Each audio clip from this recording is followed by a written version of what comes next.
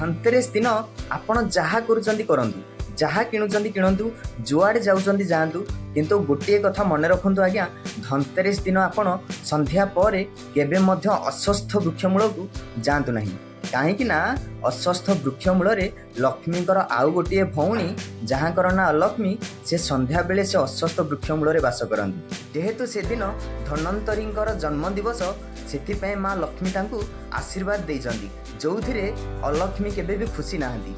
जदि आपण संध्या बेले से अस्वस्थ वृक्ष मूल को जाती किंबा अस्वस्थ वृक्ष को स्पर्श मध्य करती, माँ अन्नपूर्णा माँ महालक्ष्मी आपण को ऊपर कोप करेंगे। ये सबू करेंगे, किंतु धनतेरस दिन केबे मध्य आपण संध्या बेले अस्वस्थ वृक्ष मूल को जीवे नहीं।